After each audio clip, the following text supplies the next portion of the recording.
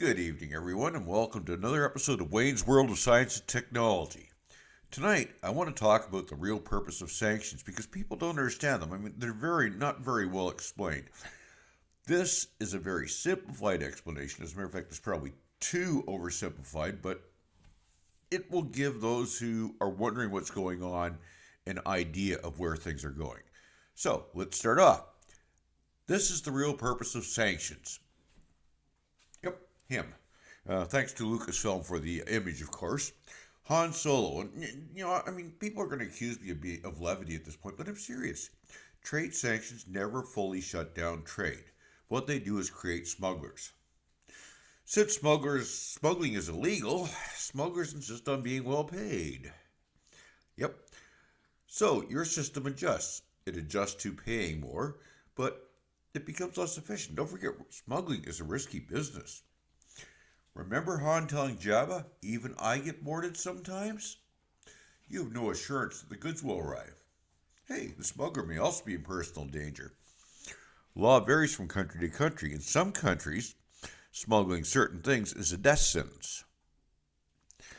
Drugs, for example. Now, I can't think of any technological parts where there'd be a death sentence, but who knows? That could be as well. Actually, it probably is if you're trying to smuggle technological parts out of China, but anyway. Being in a hazardous business, of course, also puts your family, friends, and associates in the crosshairs of rivals and law enforcement. If they can lean on your family to get you to change your way, well, yeah. So basically what I'm saying is the payoffs to the smuggler have to be worth the risks. And these risks are huge. Smugglers are going to charge all that the market can bear. They have to. They need every cent they can get.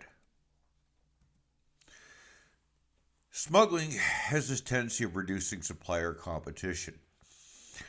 Exactly how many people have you found who are going to be willing to do certain illegal things? Most of it isn't like Han Solo owning your own ship. It's a case of sticking stuff in a parcel and shipping it somewhere and then shipping it from that country to another country and another parcel and basically trying to lose the chain. But the thing is, every time you move it, you're adding your costs up. You're slowing down the good transfer. Smuggling blocks the most efficient supply connections, period. You can't get the goods as quickly. You also probably can't get as many.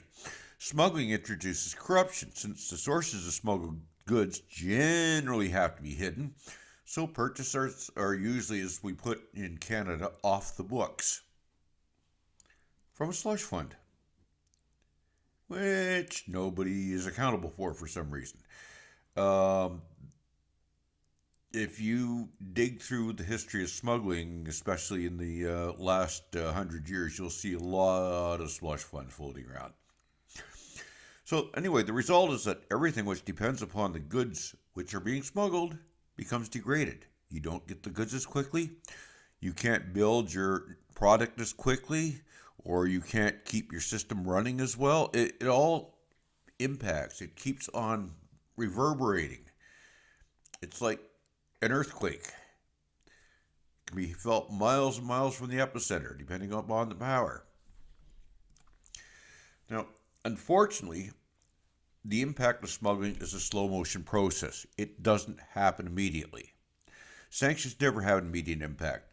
The impact time will be related to how common the good in question is, as well as how long they can be stored and how long they operate, among other factors. Sanctions on luxury goods sales to a country are not going to have the same impact as sanctions on industry, which makes up a major part of the country's economy. Yeah, I'm being Captain Obvious. Sorry, folks. But I wanted to get that out there because some people might miss that separate distinction. You have to target your sanction properly. Sanction targets are chosen for their impact. Will they impact the enemy? If they will, that's what you need to do. If it's not going to have an impact, like just say, for example, Canada sanctioned Russia on the import of maple syrup. And don't laugh, but Canada's the only country in the world that actually has a maple syrup reserve bank. I'm serious. But the point is that Russia doesn't buy enough maple syrup for it to have any impact. And I mean, like, they could always just use corn syrup. It doesn't taste the same, but you can get away with it. Maple syrup, as far as they're concerned, is luxury. They don't need it. If, on the other hand, you're talking, sales of high end electronics, which they can't build, yeah, that they need. So, okay, I feel like I'm being very pedantic here, but all of what I said needs to be emphasized. Sanctions are not a magic wand. We can't sanction a country and shut it down in a month. Heck, we can't do it in a year. A country is a system. Systems adjust. Sometimes they adjust themselves into extinction, but more often they adjust themselves into a more or less modified version of the existing system. Is it going to be more efficient? Depends.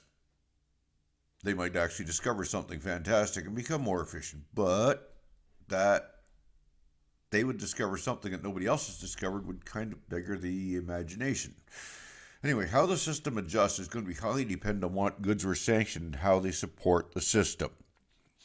If you sanction roller bearings and there's no production of roller bearings in the country, that pretty well kills anything which requires roller bearings to operate. If you sanction electronics, there's no electronics business in the country, that kills the electronics business. It all depends upon what is going to actually make a difference. Like sanctioning if you were the United States and you wanted to sanction Canada, you wouldn't sanction us on wood products. We've got the biggest forest on the bloody planet. That would be stupid. You're going to sanction us on something we need. And, it's the same thing in any other case. We're looking at Russia here. We're not going to sanction Russia on stuff that they have tons of. There's no use sanctioning Russia and say, you can't buy wheat anymore because they're one of the biggest exporters in the world. It doesn't make any sense. You have to sanction the specific things that are going to impact your industry and their war-fighting capability. The sanctions regime that's being placed on Russia may or may not achieve its stated goals. Quite frankly, we don't even know if the stated goals are the actual goals. This is real-world diplomacy, and there are layers which we, the general public, just don't see. The sanctions have been very carefully tailored by experts, and so far they appear to be effective. Add in the reputational damage of dealing with Russia causing a mass exodus of firms, with most refusing Russian orders, and you've got a huge issue here. There are already reports that it's hard to buy a new computer in Russia, a new desktop or laptop computer. They just don't have any stock. They can't buy any. So if your accounting computer in your office goes down, you might be back to running with manual books. Just think about that. Phones are also an issue. You can't buy new phones in Russia. There is smuggling going on, but you cannot go into a store and say, hey, I want to buy an Apple phone or I want to buy an Android phone, because mostly there's nothing to buy. Right now, we're just waiting until something that controls the infrastructure in Russia goes boom. If the central railway control system goes down, that would tie up railway traffic until it's fixed. And since railway traffic is really how most of Russian transport operates, that would be horrendous. Or for that matter, the air traffic control system could go down. There's all sorts of things that could happen. And every single one of them, even a small one, like say the metro in Moscow goes down for 2 days. 2 days without transport, if they're work days, that would really cripple the economy in Moscow. It would hurt. So, the fact that a lot of what is being sanctioned is stuff that actively supports a modern economy, that tells you where the sanctions, how the sanctions are being targeted and why they're being targeted that way. They're being targeted that way because that's where it's going to cause the fastest degradation of Russian military and economic power. Now, I can't really tell you how big of an impact the sanctions are having. Russia has reasons to lie to try and convince countries to drop the sanctions. It's the same with the countries implementing the sanctions. Some are probably lying about the amount of trade they're still doing with Russia. Some are probably lying about how effective they think the sanctions are. I mean, let's face it, this is real world politics. Until 10 years in the future or 20 years in the future, when all the background paper starts coming out, we aren't going to have a clue. We may not know the true effects in Russia for years. It was decades after the events in question that we got some access to Soviet files. And I mean, like, they were just starting to get access in the early 2010s to some of the stuff. That is, 2 decades after the Soviet Union fell. Think about it. If Russia turns into a closed state again, it may be years, if not decades again, before we understand exactly what happened and why it happened. We only learned the full impact of the sanctions on Iraq after the topic of Saddam Hussein, when people were actually on the ground in the country and could look. But one way to judge the impact of a particular set of sanctions is the amount of outrage caused. Based on what I'm seeing in Russian media, they are simultaneously declaring that the sanctions are ineffective because they're against Russia. The sanctions are illegal because they're against Russia. The sanctions are immoral because they're against Russia. Do you see a pattern? If they weren't having an impact, the Russians wouldn't be complaining about them so much. So there is an impact. It may not be as showing dramatic as a Russian ammo dump that has been visited by Ivan the Smoker, but it is happening.